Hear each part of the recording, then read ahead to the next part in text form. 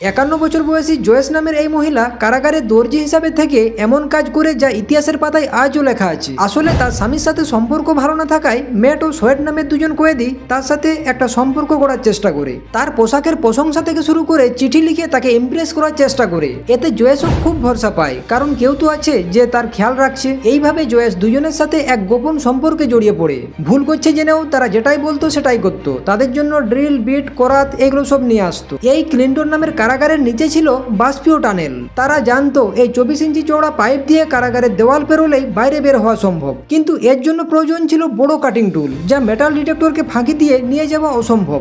আর একমাত্র জয়েসই পারত এগুলো ভেতরে পাচার করতে। তাই তারা জয়েসকে ব্যবহার করে এগুলো ভেতরে নিয়ে আসে। ম্যাট এবং সোয়েট তাদের সেলের পেছনের গর্ত দিয়ে টানেলে নামেন। 180 ডিগ্রি সেলসিয়াস তাপমাত্রার পাইপ কেটে তারা ভেতরে ঢোকেন। পরিকল্পনা মতো জয়েসের সেখানে গাড়ি নিয়ে থাকার কথা ছিল, কিন্তু শেষ মুহূর্তে জয়েস প্রচন্ড মানসিক চাপে হসপিটালে ভর্তি থাকায় সে আসতে পারেনি। গাড়ি না থাকায় তারা দুজন ম্যানহোলের ভেতর দিয়ে বেরিয়ে আসেন। পুলিশ তাদের খুঁজতে গিয়ে ম্যাটকে ইনকাউন্টার করে দেয় এবং সোয়েটকে যাবজ্জীবন কারাদণ্ডে দণ্ডিত করে। এমনকি তাদেরকে জেল থেকে পালানোর সহায়তা করার জন্য জয়েসকে 7 বছরের কারাদণ্ড দেয়।